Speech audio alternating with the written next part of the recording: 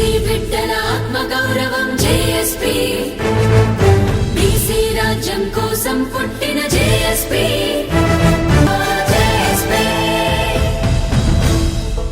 खबरदार खबरदार खबरदार रिजर्वेशन व्यतिरेकुल्लारा खबरदार खबरदार मेमेंतो मागंता मेमेंतो मागंता मेमेंतो मागंता साधिद्दाम बीसीలకు రాజ్యాధికారం సాధిద్దాం సాధిద్దాం సాధిద్దాం బీసీలకు రాజ్యాధికారం సాధిద్దాం సాధిద్దాం मेमेंतो मागंता मेमेंतो मागंता खबरदार रिजर्वेशन व्यतिरेकुल्लारा खबरदार खबरदार खबरदार रिजर्वेशन व्यतिरेकुल्लारा खबरदार खबरदार जय बीसी जय बीसी जय बीसी रिजर्वेशन व्यतिरेकुल्लारा खबरदार खबरदार खबरदार रिजर्वेशन व्यतिरेकुल्लारा खबरदार खबरदार వాడెవ్వడు వీడెవ్వడు రిజర్వేషన్ కట్టెవ్వడు వాడెవ్వడు వీడెవ్వడు రిజర్వేషన్ కట్టెవ్వడు వాడెవ్వడు వీడెవ్వడు రిజర్వేషన్ కట్టెవ్వడు ఖబర్దార్ రిజర్వేషన్ వ్యతిరేకుల్లారా खबरदार खबरदार హాజరైనటువంటి గౌరవ పాత్రికేయ సోదరులు ప్రింట్ మీడియా మిత్రులు ఎలక్ట్రానిక్ మిత్రులు ఈ సమావేశానికి అధ్యక్షత వహిస్తున్నటువంటి మా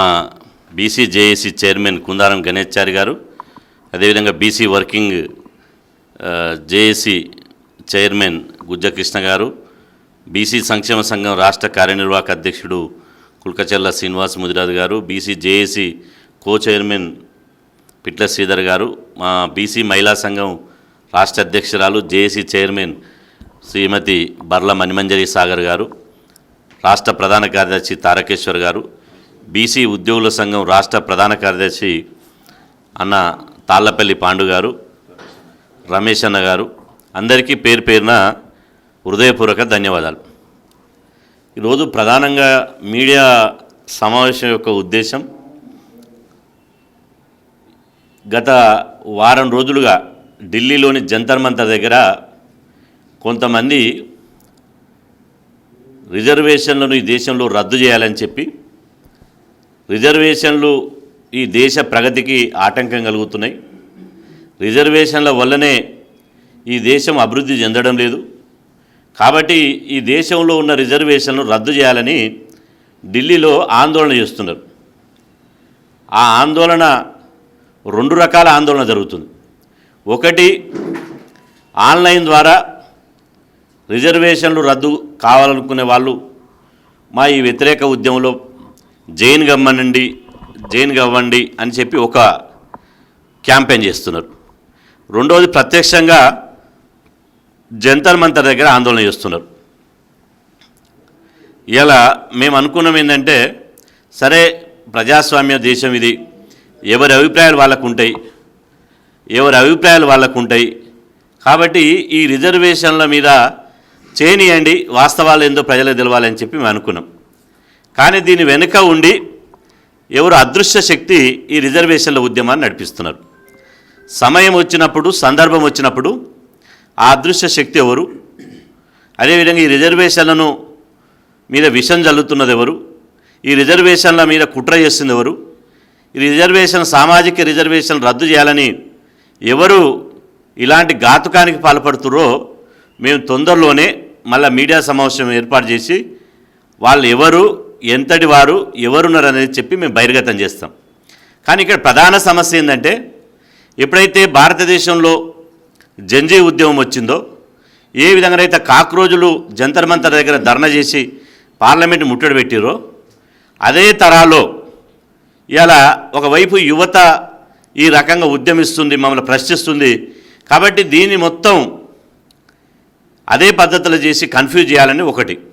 రెండోది, జాతి జనగణన జరుగుతుంది దేశంలో. ప్రధానంగా జాతి జనగణనలో బీసీ కులగణన చేస్తామని చెప్పి గౌరవ ప్రధానమంత్రి నరేంద్ర మోదీ గారు పార్లమెంటు సాక్షిగా 146 కోట్ల మందికి హామీ ఇచ్చాడు.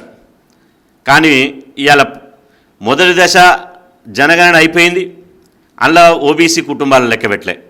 రెండవ దశ మొన్న ఆగస్టు 17 నుంచి హిమాచల్ ప్రదేశ్, లద్దాఖ్, జమ్మూ కాశ్మీర్లో రెండవ దశ స్టార్ట్ అయింది.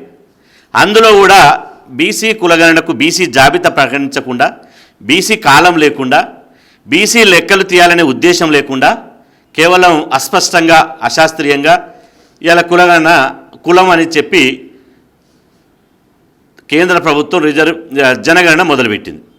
అంటే దీని మీద దేశవ్యాప్తంగా తీవ్ర వ్యతిరేకత వచ్చింది. రేపు 24 నాడు కూడా దేశవ్యాప్తంగా నిరసనలు ఉన్నాయి. అదేవిధంగా 20న హైదరాబాద్లో ప్లీనరీ ఉంది. అదేవిధంగా పార్లమెంటు ముట్టడికి పిలుపునిచ్చినాం ఇప్పుడే నవంబర్లో. కాబట్టి దీన్ని డైవర్ట్ చేయాలి.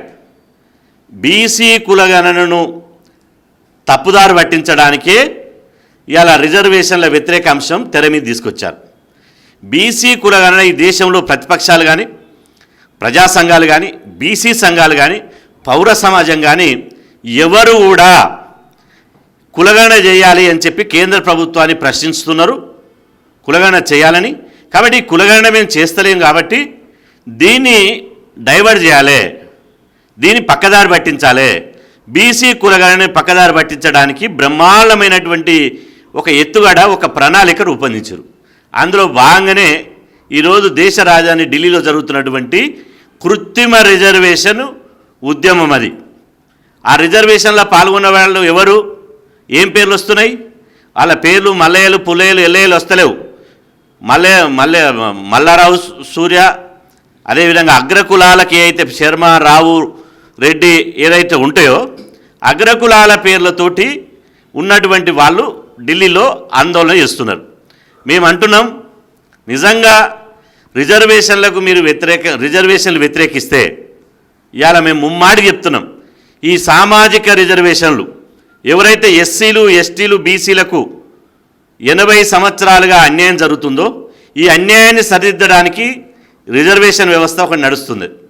ఆ రిజర్వేషన్లు వ్యతిరేకించడం అంటే ఈ రిజర్వేషన్ వ్యతిరేకులంతా దేశద్రోహులుగా మేము ప్రకటిస్తున్నాం. ముమ్మాటికి వాళ్ళు దేశద్రోహులు.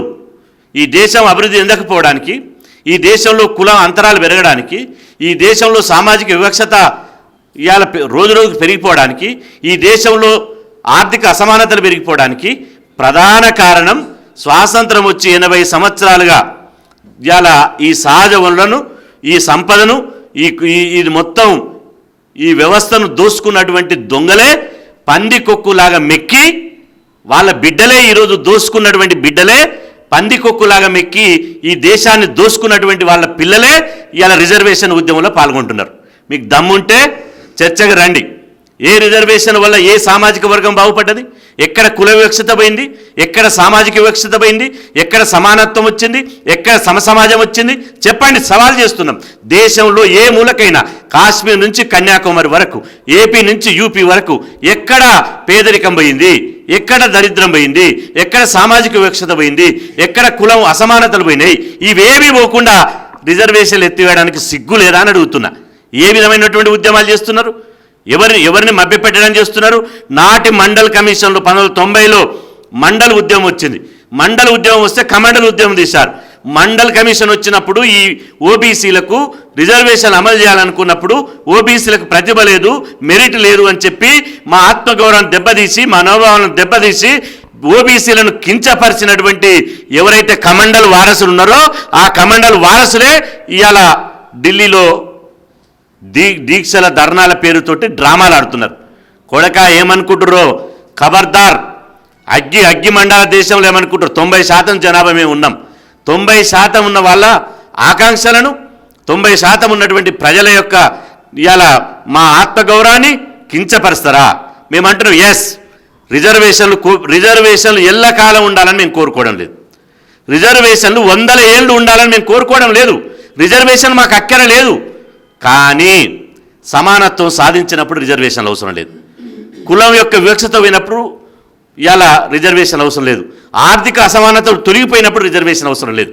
మనిషిని మనిషిగా గుర్తించినప్పుడు మాకు రిజర్వేషన్ అవసరం లేదు. ఒక మనిషికి క్వాలిటీ ఎడ్యుకేషన్ ఇచ్చినప్పుడు మాకు రిజర్వేషన్ అవసరం లేదు. ఒక మనిషికి మంచి పోషకాహారం ఇచ్చినప్పుడు మాకు రిజర్వేషన్ అవసరం లేదు. ఒక మనిషికి గౌరవప్రదమైనటువంటి ఆరోగ్యం ఇచ్చినప్పుడు మాకు రిజర్వేషన్ అవసరం లేదు. ఒక మనిషికి బతకడానికి కనీస సౌకర్యాలు, ఉండడానికి ఇల్లు, తినడానికి తిండి, కట్టుకోవడానికి బట్ట, మంచి చదువు, మంచి వైద్యం అవి అందించినప్పుడు మాకు రిజర్వేషన్ అవసరం లేదు. ఇవాళ 80 ఏళ్ళ స్వాతంత్రం వచ్చి ఎక్కడ ఇవాళ ప్రాథమిక అవసరాలు ప్రజలు తీరుస్తున్నారు?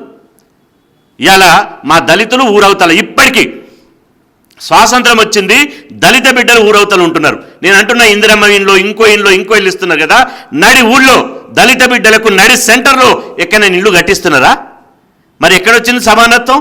బీసీలకు ఇప్పటికీ ఒడ్డరులు సామాజిక బహిష్కరణ, రజకులు సామాజిక బహిష్కరణ, గొల్లకుర్మలు సామాజిక బహిష్కరణ, సంచార జాతులు ఇలా సంచార జాతులకు గ్రామాల్లో నడిబొడ్డున ఎక్కడైతే బొడ్రాయి ఉంటుందో, ఎక్కడైతే గ్రామ చావిడి ఉంటుందో, ఎక్కడైతే రచ్చబండ ఉంటుందో అక్కడ సంచార జాతులకు ఇల్లు కట్టిస్తారా?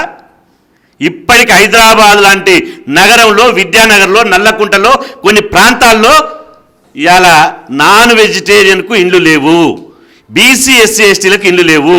ఓన్లీ వి కులం మాత్రమే ఇవాళ స్వాతంత్రం వచ్చినాక ఇన్నేళ్ల తర్వాత ఉన్నదే, ఇది మీ కళ్ళకు కనపడతలేవా? అంటే మీరు ఈ దేశంలో సంపద అంతా ఎవరు దోసుకున్నాడు? నేను అంటున్నా, ఈ దేశ సంపద ఎవరు దోసుకున్నాడు? అందుకనే మేము ఒకటే డిమాండ్ చేస్తున్నాం, రిజర్వేషన్లు మాకు ఎక్కరలేదు, కానీ సహజ వనరులు దోసుకున్నటువంటి వాళ్ళు ఎవరున్నారో ఇప్పుడు మొత్తం ప్రైవేటు ఆస్తి హక్కు రద్దు చేయండి. ఈ దేశంలో వ్యక్తుల ఆస్తి హక్కు రద్దు చేయండి. వ్యక్తుల ఆస్తి హక్కు రద్దు చేసి ప్రైవేట్ ఆస్తులన్నీ జాతీయం చేసేసి ఈ భూమి, ఈ వనరులు, ఈ సంపద మొత్తం జాతీయం చేయండి. జాతీయం చేసి జనాభా దామాషి ప్రకారం బీసీలు 60% ఉంటే 60% పంచండి, ఎస్సీలు 20% ఉంటే 20% పంచండి, ఎస్టీలు 10% ఉంటే 10% పంచండి, మైనార్టీలు 12% ఉంటే 12% పంచండి, అగ్రకులాలు 9% ఉంటే 9% పంచండి. ఈ దేశం మీ అయ్య జాగిరా? ఇవాళ మొత్తం 11 మంది కుబేరుల ఈ దేశంలో కార్పొరేట్ దిగ్గజాలు 11 మంది కుబేరుల చేతుల్లో ఎన్ని వేల లక్షల కోట్లున్నాయో 90% మంది జనాభా దగ్గర అంత ఆస్తుంది. 11 మంది కుబేరుల చేతులు ఉన్న ఆస్తి ఇలా 90 కోట్ల మంది ప్రజల చేతులు అంత ఆస్తుంది. ఒకవైపు కూడు లేక, నీడ లేక, గుడ్డ లేక, చదువు లేక, అనారోగ్యమై చచ్చిపోతుంటే ఇవాళ రిజర్వేషన్లు వ్యతిరేకిస్తారా? మేము అంటున్నాం, మాకు జనాభా దామాషి ప్రకారం బీసీ సమాజం ఒక్కటే డిమాండ్ చేస్తుంది, మాకు జనాభా దామాషి ప్రకారం రిజర్వేషన్లు పెట్టండి. సంపదలో మా జనాభా దామాషి ప్రకారం ఇవ్వండి, భూమి ఇవ్వండి, ఆస్తి ఇవ్వండి, సమానమైన హక్కు ఇవ్వండి, స్త్రీ పురుష లింగం భేదం లేకుండా మహిళలకు కూడా సమానమైనటువంటి వాటా ఇవ్వండి. అప్పుడు రిజర్వేషన్లు మాకు వద్దే వద్దు, మీరు ఇస్తామన్నా తీసుకోం. ఇలా రిజర్వేషన్ల యొక్క ఉద్దేశం ఏంటండి? రిజర్వేషన్ల యొక్క ఉద్దేశం కుల నిర్మూలన జరగాలి, ఆర్థిక సమానత్వం రావాలి, రిజర్వేషన్ల వల్ల అంతరాలు తొలగిపోయి సమసమాజం రావాలని రిజర్వేషన్లు పెట్టాడు డాక్టర్ బిఆర్ అంబేద్కర్ గారు. నేను అంటున్నా, ఈ ఢిల్లీలో కూర్చొని సన్నాయి నొక్కుతున్నారు కదా, మిమ్మల్ని అడుగుతున్న ఢిల్లీలో కూర్చున్న బడాబాబుల బిడ్డలారా, దోసుకొని దాచుకున్న మీ అయ్యల్ని అడగండి, మీ తాతల్ని అడగండి, వేల కోట్లు ఎక్కడి నుంచి వచ్చినాయో. మీకు ఐటీ పరిశ్రమ ఎక్కడి నుంచి వచ్చింది? మీకు సినిమా పరిశ్రమ ఎక్కడి నుంచి వచ్చింది? మీకు భూమి ఎక్కడి నుంచి వచ్చింది? మీకు బంగ్లాలు ఎక్కడి నుంచి వచ్చినాయి? మీకు ఆడి కార్లు ఎక్కడి నుంచి వచ్చినాయి? మీకున్నటువంటి వనరులు, వైను, ల్యాండు, మైను, శాండు, మొత్తం ఈ భూమి మీద ఉన్నటువంటి సంపద మీ చేతులకు ఎట్లొచ్చింది? మీ ఫస్ట్ మీ కులాలను అడగండి, మీ వారసులను అడగండి, మీ తాత తండ్రులను అడగండి. అది అడిగి ఫస్ట్ రిజర్వేషన్ రద్దు చేయమనండి. ఇవాళ నేను అంటున్నా, ఈడబ్ల్యూఎస్ రిజర్వేషన్లు అమలవుతుంటే అగ్రకులాలకు పేదరికం పేరుతోటి రాజ్యాంగానికి విరుద్ధంగా ఈడబ్ల్యూఎస్ రిజర్వేషన్ అమలవుతుంటే ఎందుకు ఆ ఈడబ్ల్యూఎస్ రిజర్వేషన్ రద్దు చేయమని మీ గొంతు పెగిలించలేరు? మీరు ఎందుకు అడుగుతలేరు? మీ నోర్లు మూగబోయినాయా? మీ నోర్లు పక్షవాతం వచ్చి పడిపోయినాయా? పేదవాడు కండి అటువంటి కాస్తో కూస్తో మాకు కేంద్రం 27% రిజర్వేషన్లు ఇస్తుంది. 27%లో క్రిమిలేయర్ పెడితే సంచార జాతుల బిడ్డలకు ఐఐటి సీటు రాదు, ఎన్ఐటి సీటు రాదు. అత్యంత వెనుకబడినటువంటి ఎంబీసీలకు ఇలా ఉన్నత విద్యలో సీటు రాదు. 18% రిజర్వేషన్లు అమలవుతున్నాయి. స్వాతంత్రం వచ్చిన తర్వాత 42 సంవత్సరాల తర్వాత బీసీలకు రిజర్వేషన్లు స్టార్ట్ అయినాయి. అంటే మీకు ఎందుకింత కడుపుమంట, ఎందుకింత ఈర్ష, ఎందుకింత అక్కసు? ఇవాళ బిడ్డ మీరేమనుకుంటారో, జంతర్ మంతర్ దగ్గర మీరు ఎంత శాతం ఉర్రు?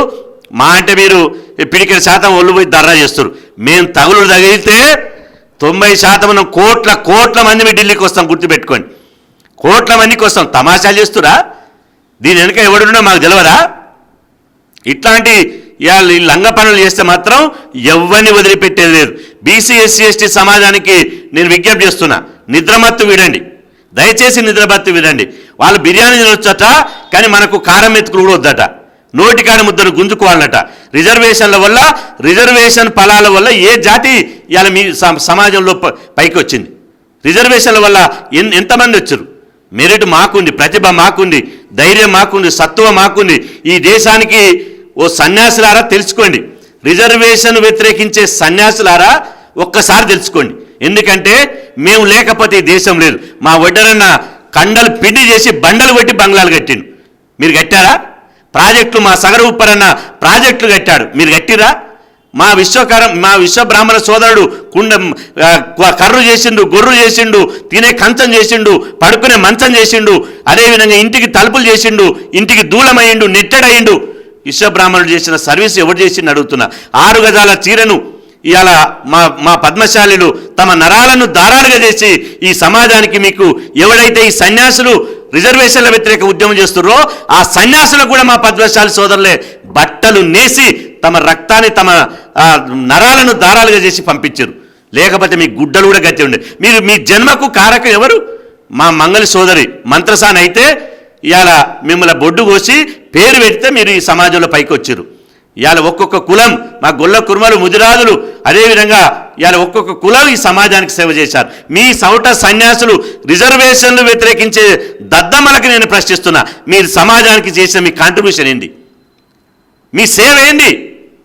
మీ సేవ ఏం లేదు. దోసుకోవడం, దాచుకోవడం, బంగ్లాలు కట్టుకోవడం, 1000 ఎకరాల భూములు కబ్జా చేసుకోవడం, లక్షల కోట్లు సంపాదించడం, పేదవాడిని ఇంకా పేదవాడిని ఉంచడం. మీరు మాత్రం రోజుకు ఒకరోజు 100 కోట్లు ఉన్నాడు, 1000 కోట్లు ఉన్నాడు, లక్షల కోట్లు ఉన్నాడు, ఇంకో కోట్లు మీకు సరిపోవు. అన్నినంతా దోసుకోవాలి. మొత్తం సమాజ సంపద అంతా మీరు దోసుకోవాలి. ఇంత రిజర్వేషన్లు ఏంది? ఎంగిలి మెతుకులు అంటే రిజర్వేషన్. ఆ ఎంగిలి మెతుకులు కూడా వరవరా బిడ్డ, ఖబర్దార్. రిజర్వేషన్ వ్యతిరేకులకు ఇది చివరి హెచ్చరిక. మీ వింత ప్రవర్తన మార్చుకోకపోతే అన్ని తరిమి కొట్టే రోజులు దగ్గరలో ఉన్నాయని చెప్పి సందర్భంగా హెచ్చరిస్తున్నాం.